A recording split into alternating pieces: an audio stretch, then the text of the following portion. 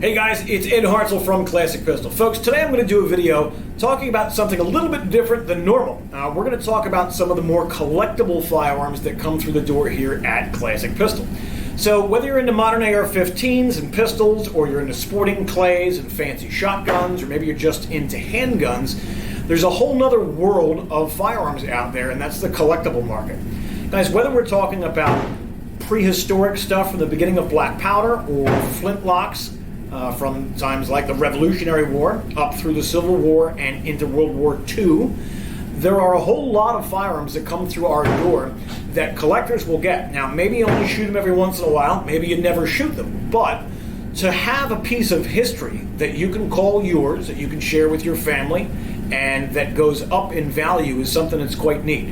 Having done this for a really long time, when I was younger, I didn't have any pension plans set up, but what I did have was the ability to buy some older, cool guns that would go up in value. So luckily I got involved with World War II M1 carbines years ago, and the value of carbines has gone up 400% and 500% even from when I started collecting them a while back. So besides the neat factor, there's also a monetary factor. And we do get a lot of this stuff in through here at Classic Pistol. As one of the guns I'm going to talk about is one that we've got on right now in consignment. This is pretty interesting. So this is a Civil War era Meridian manufacturing company, Triplet and Scott. So the Civil War was a neat time frame for firearms. A lot of history involved with all this stuff. The Civil War, in the beginning, it was just muzzle loading, percussion cap, black powder. And by the end of the Civil War, metallic cartridges had come into existence, and everyone was doing a lot of trials and a lot of testing and evaluation and a lot of trial and error to find out which metallic cartridge weapons work the best for them. So this is a later one. It's so late, in fact, that it has an interesting history of its use. But let's start to talk about this. Guys, this is chambered in 5650 rimfire. So that's a 50 caliber rimfire. 5650 was what they used in the Spencer rifle. So they took an existing little short fat cartridge and they adopted it to be used in this gun. Now, a lot of these firearms were single shot. You can see that this is pretty interesting. We've got some neat stuff going on here, guys. This is a swivel breech gun, and it is not a single shot. This actually held 7 of these cartridges. But instead of loading through the buttstock, this has a really unique swivel action to it. So this tube that you see on the side of the gun that goes down into the stock, that's actually the magazine tube. The cartridges went inside of here and faced forward. Now, if you wanted to fire, you'd bring the gun to half cock, and by pressing this button, you would rotate this down, and it would push the trap door aside, and the cartridge would inject up into the chamber of the gun. When it closes back up, you've now got that live cartridge in there. You thumb the hammer back and go ahead and shoot.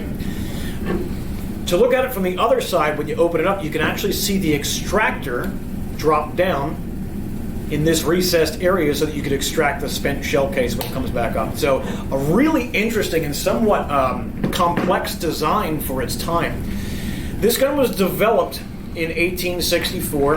They kicked it up to Connecticut. That's where Meridian was located, Meridian, Connecticut.